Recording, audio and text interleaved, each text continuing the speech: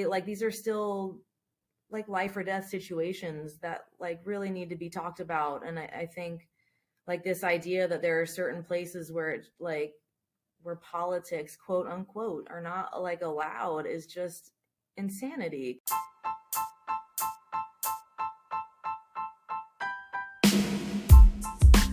Hi, welcome back to Therapy Sessions. That's THAIRAPY Sessions.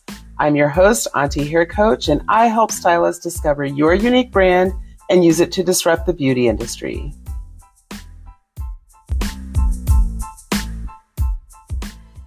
And today we're talking with Artistry by Rachel P. Hey girl, hey. Hello. How are you? Great. How are you? I am fabulous. Despite all of the, pre-recording drama, we're gonna make this thing happen. So for me, it's an interesting story about how I found you. But before we get there, I just would like to know, I'd like for you to share with the audience, who is Artistry by Rachel P? Who are you? Where did you grow up? Did you always know you wanted to be a hairstylist? Tell us about Rachel. Artistry by Rachel P. Currently, I'm in Dayton, Ohio, and I specialize in mostly hair cutting at this point, but also some lived-in hair. I do feel like I always knew I wanted to do hair. Maybe not necessarily just hair, but I knew I wanted to be in the hair world. I was really interested in nails, and I think that was a big reason why I went to cos school originally. I always did my nails on Tuesdays and Fridays during the week and instead of homework. So I knew that like regular school was not a thing for me. Grew up out west and moved to Ohio. Grew up in like Wyoming out west and moved to Ohio in high school when my dad like retired from the military. Really just like faked my way through all of school and hated every minute of it. And went to hair school and loved that like from the very second I started. So I knew it wasn't like learning in general that I hated. It was just like what I was learning and interested in. And now I've been doing hair since 2010. And at this point, I'm working with all clients that I freaking love, and I don't deal with any of the ones that I hate. And it's a really beautiful thing. And I think like educating people on how far the industry has come. I think that some people have like 2010 hairstylist expectations, and a lot of us are not there anymore. And I think I'm excited to watch the industry continue to grow and try to be like a chunk of the reason why. I love that. So you said a few things that I automatically want to go back to. So also fellow military child here. Oh, cool. What branch? Air Force. Same. And you were in Wyoming? How was Yeah. that? I've never been to Wyoming. I hear it's Wyoming, gorgeous. it's probably how you envision it. It's very brown and there's just like hills, and like I lived on base there and there were antelope like just free roaming in our yard and stuff like that, which was cool. That's But cool. Yeah. when we moved to Ohio, I was like super stoked that we had 3 whole trees in our yard. So like I was very excited for green things and trees. Okay. All right. Is anything. All right. And because people ask me all the time, we moved every 2 years my whole life until I Oh, got to high geez. school. And people always go, is that weird? And I'm like, well, it was normal. Like, when you're a child, we adapt to whatever our circumstances are. Did you move Exactly. around like that, or you were pretty much in Wyoming until you got I to feel Ohio? like I was one of the people that like one of the few that were not moving around like that. And I was Okay. very happy with it at the time. Like I was Okay. always very sad for my friends that felt like they had to move every few years. Hmm. But now at this point, like I was in Wyoming for like 9 years, and Hmm. I was born in Grand Forks, North Dakota, and like I knew Okay. some people have been to like Germany or like Hmm. got to go to like Korea or something. Like we just Hmm. didn't do anything cool. I've never been outside the country. So at this point, Okay. I'm like kind of sad that I don't have those experiences. At the time it was cool, but I feel Yeah. like we always want what we don't have. Yeah. Yeah. No, I feel that. So you made a comment. You said something to the effect of about clients not about clients expecting a 2010 stylist and how you're Yep. looking forward to changing that. And I just wanted to explore that because I think I know what you mean by that, but I want you to tell me what you mean by that. So I feel like we talk about like millennials and how like we grew up and we were like the kids that got to like be kids before the internet and we played outside all day, and now everything's so different. And I feel like I also was the hairstylist that jumped in at the exact, I feel like 2010 was like the exact cusp of when everything was about to change. Like when I got into a salon, it was like a Regis style commission salon. I was making pretty much like minimum wage, like plus tips, a little bit of commission if I was super slammed. Um, but it was very much like double and triple booking all day. It was you took any and everyone that came in the door, and your whole thing was pleasing that person and being whoever that person wanted you to be behind the chair. And like it wasn't about your craft or your art or any of that. It was just doing whatever they said, even if that was like to the detriment of their hair. And I'm really excited that like that Yeah. never aligned with me at that point, and but I was the Hmm. weirdo at that time. And I'm really Yeah. excited that I think other people are waking up and have been, that that's not like the best way to do this. And that Yeah. doesn't feel very like, I hate the word, but like professional, quote unquote. Hmm. Hmm. Hmm. Like no wonder Yeah, we were making definitely. We're minimum going to put air wage. quotes on professional because Yeah. I graduated cosmetology school in I graduated in 95. I got licensed in the end of 95, early 96. And so what was considered quote unquote professional at that time, like you termed it perfectly, like it just did not align with who I was. It's like, Yeah. I don't feel like I should have to wear a blouse and slacks to be professional, right? Like, Exactly. That no. doesn't make that doesn't say that you do good hair. That doesn't make you do Right. good hair. It's fake. Yes, absolutely. Okay, so early in your career, you were actually told that the most successful stylists are the ones who can conform to whatever each client needs, but you rejected that advice. So, can you remember a specific time where you chose not to follow that advice and how that's affected your career since? Like, Yeah, how did so that change your view of your career? I just remember this girl coming in with very, very compromised hair. It had been already like bleached to oblivion, in my opinion. And she was, I mean, pretty yellow and didn't like that and wanted, of course, to be platinum, like to the roots, and has a very like dark natural. And it was, everyone else had said yes to her before when she came in as a walk-in, and I was the only one that said I didn't feel comfortable with that. And I feel like I got in, I'm not going to say in trouble, like I didn't get written up or anything that day, but like my assistant manager was not happy that I turned her away that day. Like we were definitely supposed to take her money, and I was definitely supposed to like apply the chemical to her head and hope for the best, Oh, according to my assistant manager that day. hmm. But I told her I didn't feel good with that, that it was my license that I felt and my name that was going to be on that. And that woman ended up like really appreciating me. I was the first one that had like told her that that was not what was best for her hair. And we did a treatment that day, and she went home and she made an appointment to come back for some highlights after things had like grown out. And we were just going to go to a more like, and that this was like before lived in, but something a little bit more natural for her hair as opposed to just being so far off the other end of the spectrum. And we ended up like, she was with me for a few years at that point, and we just changed everything for her, and she was always very grateful to me for that. And with that, I just took that and was like, I'm not really crazy, right? Like some people will appreciate that, and like the people that I take off are people that I don't really want to work with anyway. So ever Yeah, since, I've just like gone with that. yeah, Trusted that. yeah. No, I love that. I love that. Okay. So you have a background in salon management. At least one salon. Have you Yeah. managed other salons or was it just the one?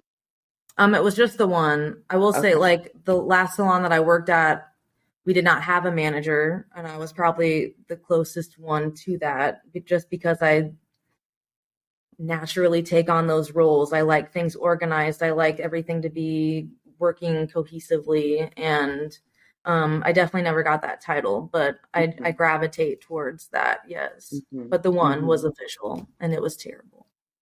Okay. So the one that the situation that you were in when you managed, you described as a toxic situation. Yeah. So talk to us about what kinds of scenarios were you facing? Because I've been in several toxic management situations myself, so I'd just really like to explore this with you. So, what kinds of scenarios were you facing that make you describe it that way? And also, what would you do differently if you found yourself in that situation today? Um, this one feels like I don't know. I feel like most of the salons I've worked in have been toxic and have a lot of the same issues. The one that I was managing here felt a little bit different, but I'm sure other people have the same story in the terms of like a dude just like bought a salon and thought that he could just put chairs in it and TVs. It was essentially like a sports clips, like a locally owned sports clips. He thought he could just put like 8 chairs in there and 8 TVs and some shampoo bowls in the back, and then he would never have to touch it again. Was pretty much his view on salon ownership. And then he put a manager in there, obviously, but nothing was running. Like there were literally days where like our vectorant or like our gas got shut off and we didn't have hot water. And like one time DPNL was like DPNL came to shut things off in the middle of our workday, like to turn off our power. Um, I had I had employees doing drugs in the bathroom, like while on the clock. Um, all I worked almost 7 days a week at that point because there was always one or two call offs throughout the week. I couldn't get people to show up for their shifts. It was just like a very much a free for all. And then with that, like people were playing. I was very new to management, obviously, and people were kind of playing on my emotions, and it was like sob story after sob story. So I was working both shifts on most days, and it was just not fun. On top of that, I made myself toxic in the sense that I was just watching like how long people were checked in and waiting, and how long like people were like I was watching people on the cameras go to the bathroom for 25 minutes while there's 4 people sitting up front, and I made it toxic for myself also. I just made myself crazy in a situation that I couldn't really change. The owner didn't really care to make any changes. I got cussed out over like random credit card charges, and I could never get a message back from the owner. Stuff like that. That was just like it wasn't a good work environment for anyone there. Yeah, They just recently finally closed the doors. I was gonna ask if they still existed. It went Yeah, on for like way more years than I thought it would, but yeah. I'm sure it was awful Wow. the whole time. Wow. Were you offered any management training or was it just like here? Oh, absolutely not. No. So Mm, when I got took that job, they had been open for like a few months at this point, and someone else had that management job, and she was, I think, a previous manager of Great Clips at some point. So I'm sure she had management like training at some point. But she went on maternity leave, and they did not put anyone else in charge of anything. And again, I took over that role just because I can't stand things not working. And she was like, I actually don't want to come back and be manager, so I'm gonna tell the owner I feel like it should be you. And I was like, okay, cool. yeah. And thought that was cool.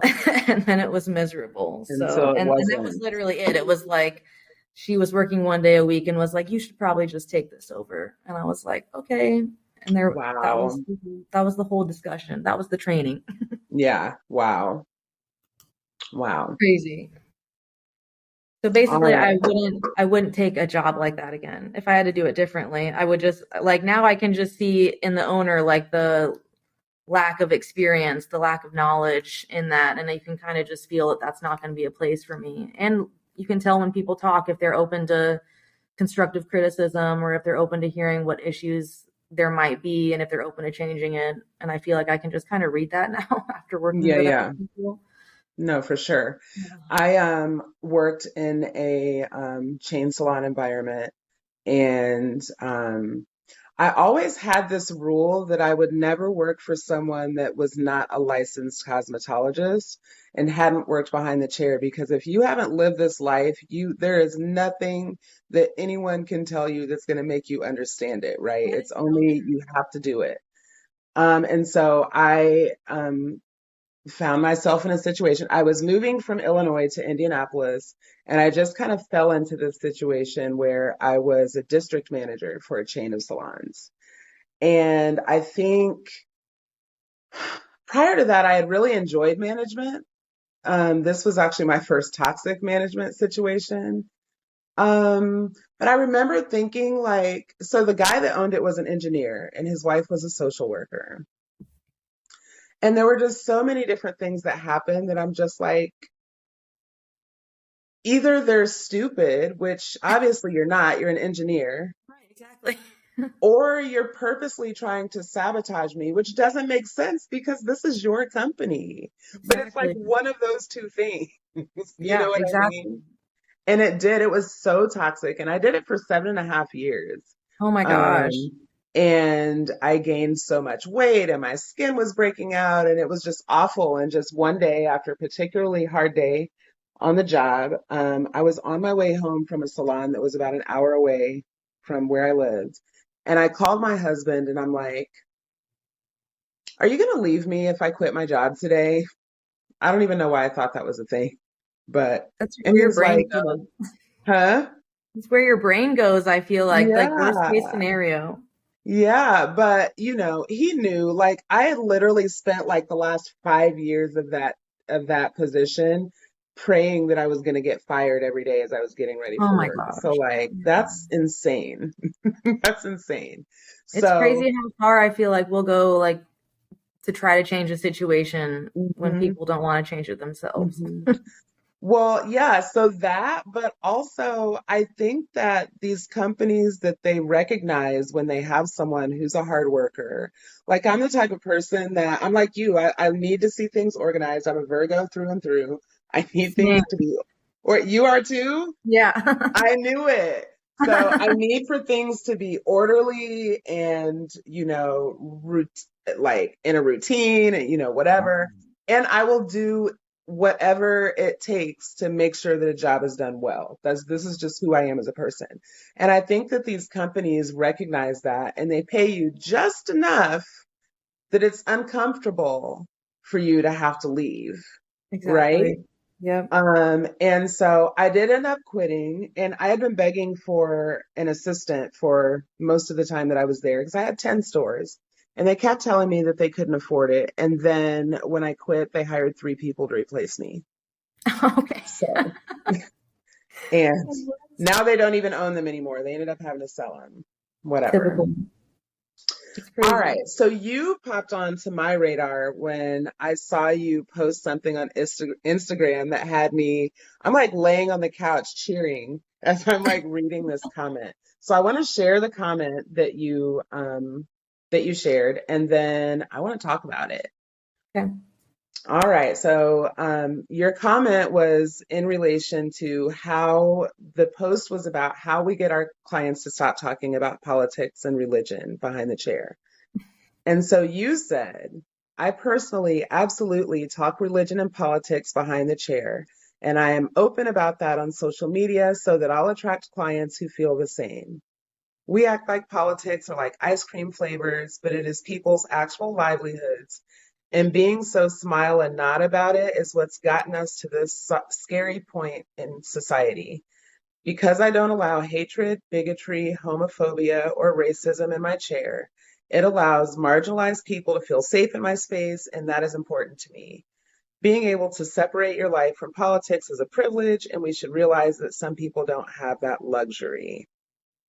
Girl, period. I Period. love that. And I was just so surprised by this take because least when I was in beauty school, we were taught not to discuss these topics at all. Absolutely. Same. And then I've always worked in corporate salon environments. So, of course, I'm, one of a handful of brown people, almost always, Of course. black specifically. Yeah. Um, and so, was there something specific that happened that made you realize the industry needed a disruption in this way? Oh, I don't even know where to start there. Well, take your Um, time, and I'm gonna sip my tea over here. I mean, there's a lot there. I literally don't know where to start. Um, Racism is just so, maybe I should say like white supremacy is so embedded into like this society. Sure. I Was I genuinely know. well, so to narrow it down, were you Yeah. have you always had those discussions behind the chair? I will say I've always been very open and sometimes could be said to be confrontational. I've always been a disruptive person, I will say. And like when I was younger, I just took it as like I'm super honest, aka I'm a bitch, and you're just gonna have to like accept me as that. And at a certain point, probably not until my late 20s, I realized like you could do that tactfully, and I do aim to do that now. But I'm still gonna be like these are still like life or death situations that like really need to be talked about. And I think like this idea that there are certain places where it's like where politics, quote unquote, are not like allowed is just insanity. Because there are people that like are afraid to send their we're afraid to send our kids to school and afraid to like let our kids like walk down the street literally at this point. Like it is and this me as a white person, like I can only begin to feel like the ways that other people are feeling, and this is embedded in my brain at all points of the day of just like where my kids are going and what they're doing and if they're going to make it home. And I just can't imagine when everything else is what feels like on fire. Like that's just you can't just tell people not to talk about that and to just be like sunshine and rainbows. Like I feel like we have to accept our clients and their mental states no matter what where they're at, and I can't say that this isn't like a time or a place for you to talk about something that you care about, you know? Yeah. Um, was there like, do you remember a specific moment where you made that decision? Like, I can't. I have to say something. Um Or has this just been Not really. like, It's have I you feel like it's always known this since you were a child? Like, was this taught to you as a child, or is this a realization that you've come to as an adult? it's definitely like so like my best friend is black and we got really close like in hair school is where I met her. And I feel like she's been I won't say like I've been like this my whole life. I definitely like she's been very patient with me over the years of just making me like wake up and see like certain thought patterns and ways that I can think, and like just made and me as a person, I always strive to do better and be better, and I'm never going to be perfect, but I will always like wake up tomorrow and like accept that I did or said something yesterday that may not have been kind, and I'm going to try not to do that again. And that's really it. And just with that, like, no, yeah, it's just something I care a lot about now. And I don't know, you can't just tell people not to care about it. It's just so crazy to me that people can separate that and act like we're just talking about casual opinions because it's not Hmm. opinions. These are laws that people are making, and it's crazy. No, I will no. say that there was like the one story with a woman in like during the pandemic, like 4 5 months in, and it had always been pretty questionable for the two of us in terms of like where we aligned politically, but it felt like she had kind of just accepted we weren't going to talk about stuff like that there, and we were going to keep it all sunshine and rainbows. Um, and I was okay to allow her to do that. Mm. But during the pandemic, there was a point where people were at our governor's house with like assault rifles outside, and like because he was mandating masks at that point. Um, and she said that he deserved to be shot. And Oh, that, yeah, and that was said in my chair. And from that oh, it was a point, client. Okay. yeah, it was a client like in my chair in the middle of her appointment. And she Mhm. had said that. And I feel like we were all very like, even the people who I didn't align with politically could mostly agree that like we were all just doing our best, including the Yeah, governor. Like it was sure. a crazy time. Sure. And for her to say that, like it just kind of like that was mind blowing that people one think that and two say it out loud. Yeah. And like from It's like incredible. The stuff that people say sometimes I'm just like, does that she know it was I can like hear her? right. I was just like, what did you just say? And I had already had too much coffee that day. I was actively like shaking as I'm like putting the foil up to her head with my comb, like, and it was very apparent that I was not okay. Yeah. She got to the end of her spiel, and I just said, I just can't agree with any of that. And she said, what? And then we didn't really talk while I finished foiling her. I went to the back and just like agreed that like this was going to be our last appointment today, that I could not like proceed doing services. I can't spend time with you, literally, Yeah. like point blank. I don't care if you're paying me. I can't. Good for you. And like And you said this to that her was a that good day? no. Okay. This Okay. would be my first time firing someone, and I will say that I was very immature about it. Okay. I thought we both felt the weirdness and it was definitely very awkward for the remainder of the appointment. Mhm. She left and she was like a pixie client that came in religiously every 6 weeks. She ended up canceling her next appointment, like when her reminder went out. So I was like, okay, great. She felt it. We're done. She knows she can't skip an appointment. She's definitely not going to go 12 weeks.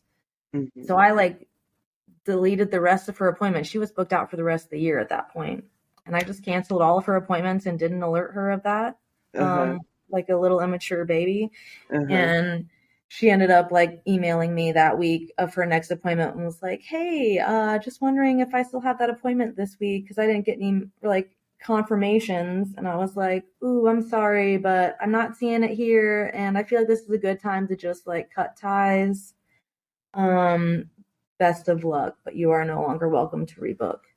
Yeah. And that's where I left that. But it was via email. I couldn't do it to her face, and I did it a whole like 6 weeks later. But Yeah. after that, like, and she never came back, and it was just not being sick to your stomach on the day where you're going in to do someone's hair is really nice. So it makes it Hmm. after that first fire, it's been a lot easier to just let people go if we don't mesh well. And Yeah. Yeah. I'm a lot Do you, more responsible about it now. yeah, for sure. Do you find that you have to do that often or not so often?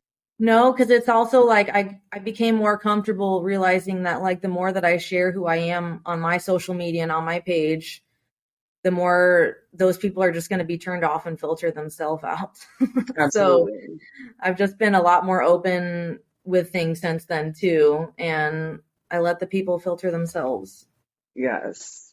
I also made a new client form not long after that too, which like vets all my clients before I'm booking anyone, and put on the like they had to check that they might be required to wear a mask throughout the entirety of their appointment, and that's like still on there. But that question alone will really just like help me decide if you're cool Absolutely. or not.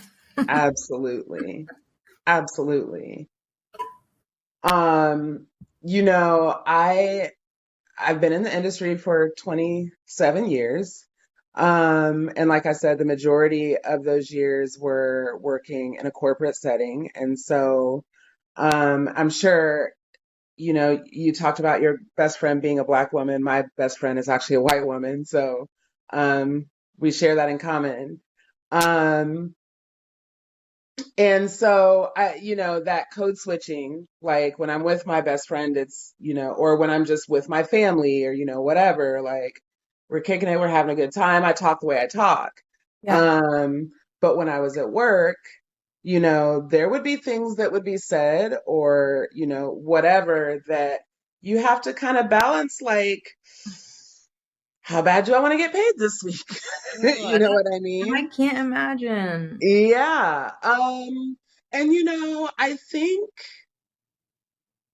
I've gotten progressively more, um,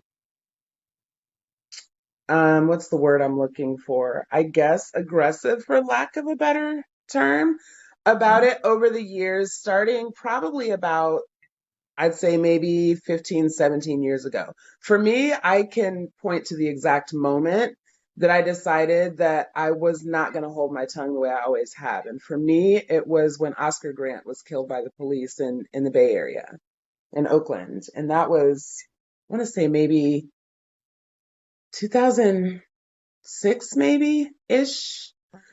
And so for me, that was the moment. I just remember being so upset. And so I've kind of gotten progressively louder about it, but I've been now self-employed as an independent stylist for the last 13 years. So now I can say whatever I want because I'm Hell not, yeah. because now I can just fire the client and not be concerned about if I'm going to be fired from my job. Yeah. Um, but it's one thing for me to say the things that I say. And I have a letter right now in my file cabinet.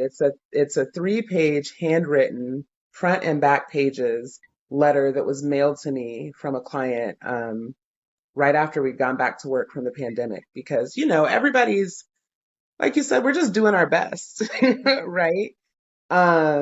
And so she said something and I said something, and then yeah, she was writing me a 3-page letter. But you know what? It for my mental health, um it just is what it needs to be, and I'm more comfortable now than ever. I was always comfortable outside of the salon, but inside the salon now, like you said, I only want the people that want to be in my chair in my chair. And if you're not comfortable with me being 100% authentically myself, then why are you even here? Yeah, exactly. You know? So I really appreciated you making that comment though, because I want to say you don't have to say that, but also, like the way that the world is, like you kind of do, because Right. if more white people don't start understanding the things that you said, I don't know how sustainable this It's not. is. And it hasn't Um, been for a long time. yeah. So I just really appreciated that comment from you. And you got a few people underneath you that are like, yeah, me too, sis, type of comments. And that just makes me have so much hope for this industry because if there's even just a handful of people that understand that and we Yeah. continue to speak it out loud and into existence, I really believe that we can change things. I really I believe think it. I so. really believe it.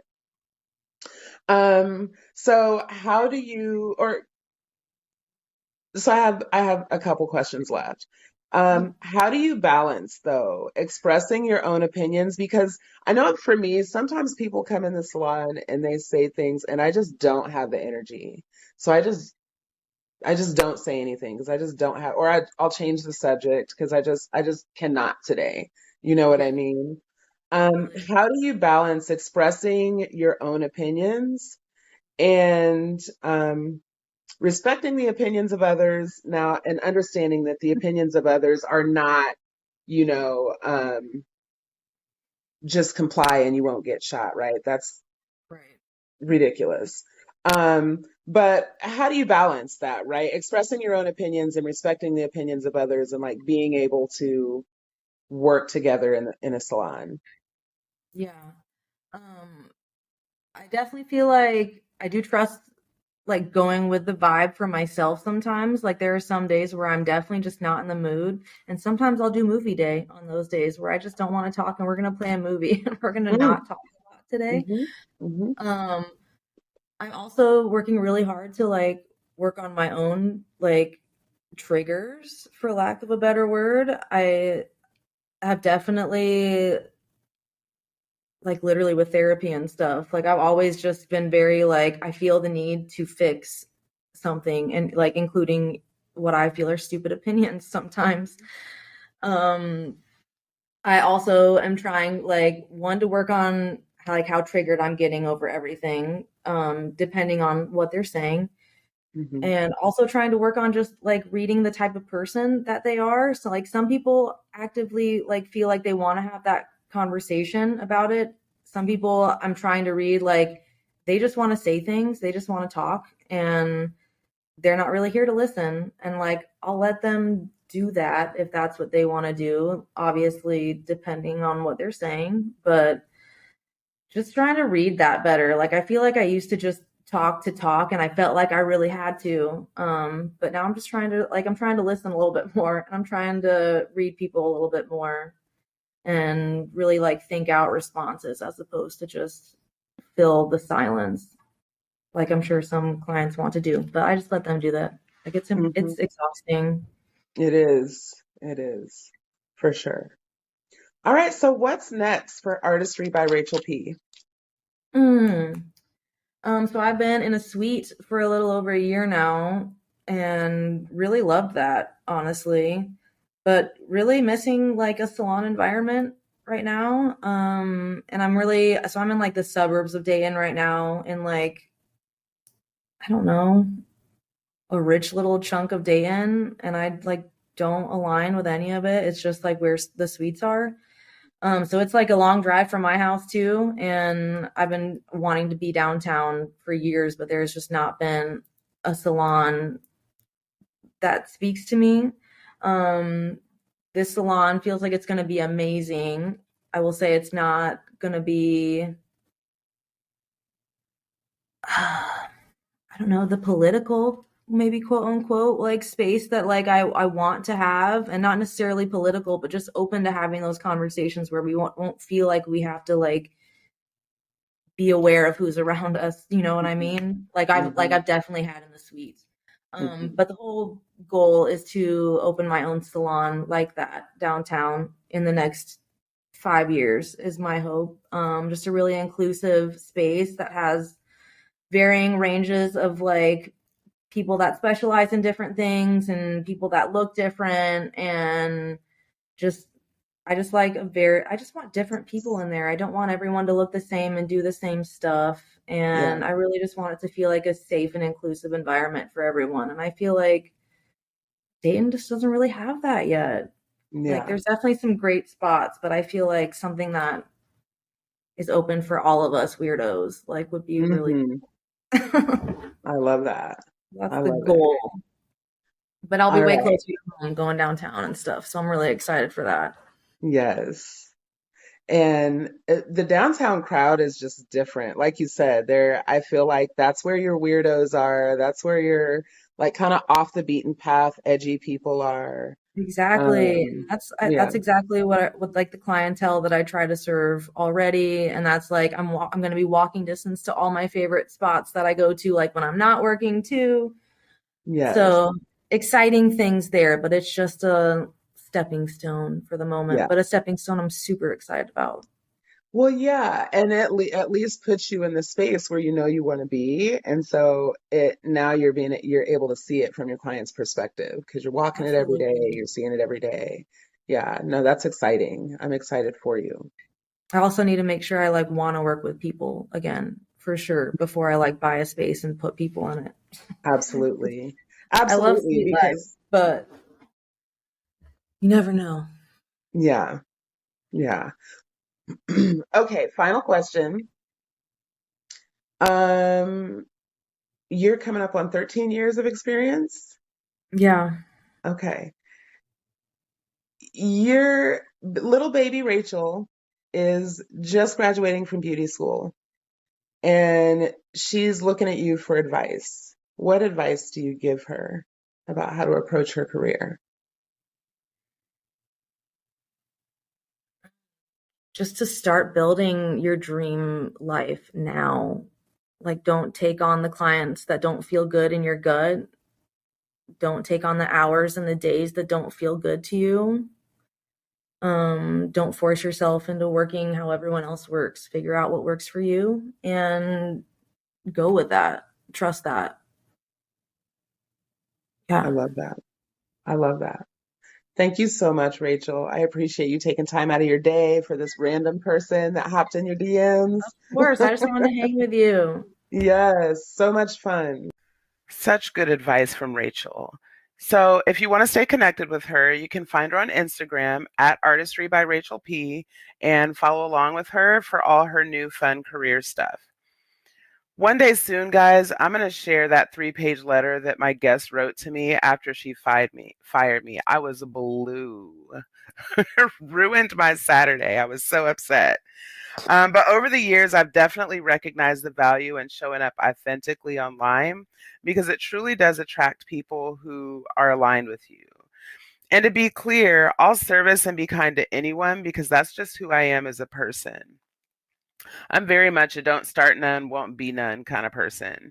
And I understand that I'm not going to align with everybody politically, right? And that's okay.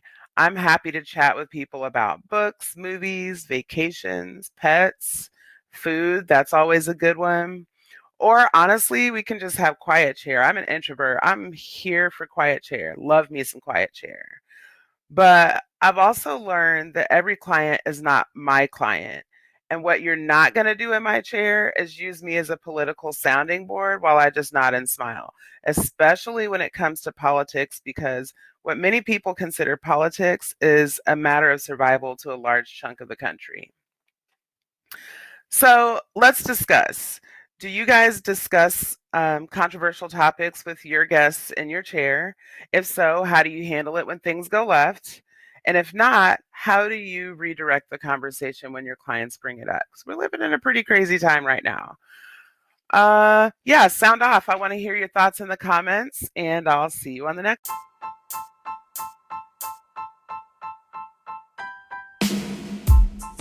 Thanks so much for listening. If you'd like to hear an episode from your favorite beauty industry professional, tell me about them in the comments section and I'll be sure to reach out. Also, be sure to click the follow button so you never miss an episode and find me on IG at Auntie Hair Coach so we can stay connected. See you next time.